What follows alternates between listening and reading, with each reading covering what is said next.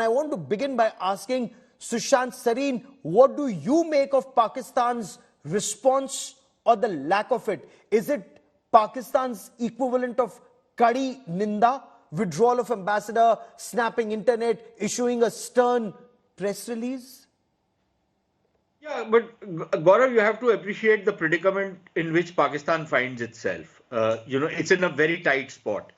There are already three fronts it's fighting on. There is the Islamist front against Afghanistan. There is the India front, which has never closed. There is the Imran Khan front, on which the Pakistan army is fighting.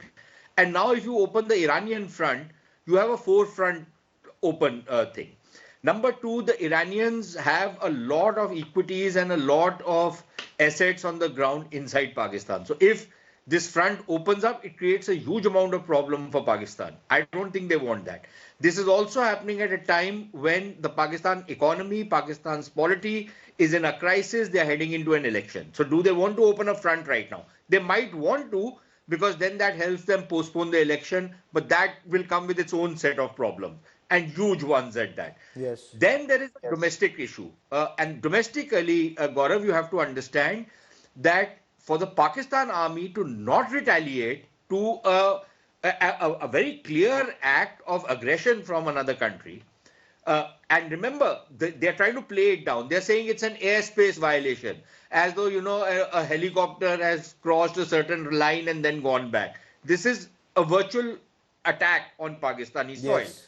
If the Pakistan army, which pretends that it's the defender of the ideological and the territorial frontiers, does not do anything about it, it keeps quiet, then at a time when the Pakistan army's popularity is in serious question, it's being lampooned, it's been mocked. It's never happened. I've been studying Pakistan for 30 years, Gaurav. Yes. Pakistan army has not been mocked and lampooned and made fun of the way it is being made fun of in the last 2 days. Oh, so absolutely. clearly the army needs to do something, but if they do something, it'll have very serious repercussions. If they don't do something, it'll have very serious repercussions.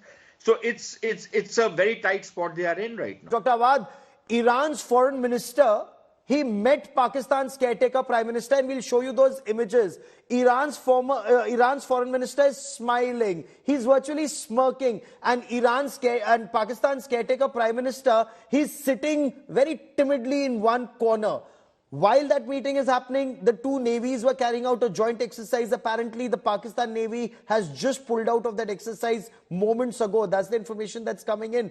What do you make of Iran bombing Pakistan and not sending another dossier like India used to for so many decades? I think the situation in the region has really escalated the tension in many areas. In fact, Gaurav, what's happening between Iran and Pakistan has been on for long years. I think this is the 15th attack by this group, Jaish al-Adl, on the Iranian territories, and most of the attack they have said that they are responsible for it. They have accepted the responsibilities, and Iran has been giving Pakistan repeatedly the data, the intelligence input, that these are active in your own territories. You should close their centers. But I wanted to see the wider picture of Iran has been subjected to all kind of, attack, sabotage because of the nuclear deal, which has not been able to move on because of the American and the Western country that they have been doing a covert operation, whether it's through Azerbaijan, whether it's through the Kurdish portion of Iraq, Kurdistan area, where they are also the Kurd. Then you are having the Balochis in Pakistan, where the Sunni group have been attacking Iran, and in Afghanistan as well. So if this operation has been active in this, the Iranian narrative on this, that they have attacked Iranian and intelligence from Mossad and the CIA, who are active training these people. So if that is the story from the Iranian side, the Pakistanis are denying, and they're saying that children, that civilians have been killed. And I don't see any retaliation from Pakistan at this stage for many reasons. They may not be politically, militarily prepared for any war with Iran, which they are not going to go for a war. Secondly, it's a build-up. It's a build-up to bring back the forefront of Pakistan into the American sphere, where they've seen that the American also feel that the proximity of Iran with India, with Russia, with China being a center north-south corridors is also a factor that this have been a provocative steps have been taken. And this is also comes a day after the attack on Syria of the terrorist organization given shelter by the American That's and the a Kurds very in that important point you Yes. make. Sushant Sareen, is that also your appreciation that Pakistan will try to worm its way into American good books and distance itself from China, or try and please both masters?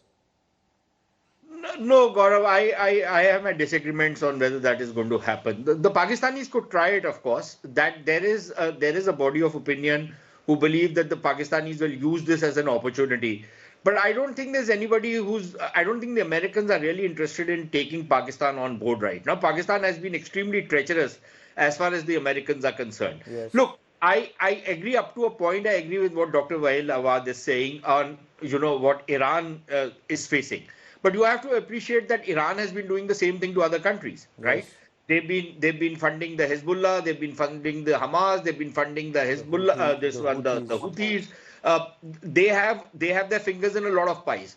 The same treatment is now being meted out to Iran. But now I think what is more dangerous right now, Gaurav, is that old diplomatic ways of tackling these crises is over.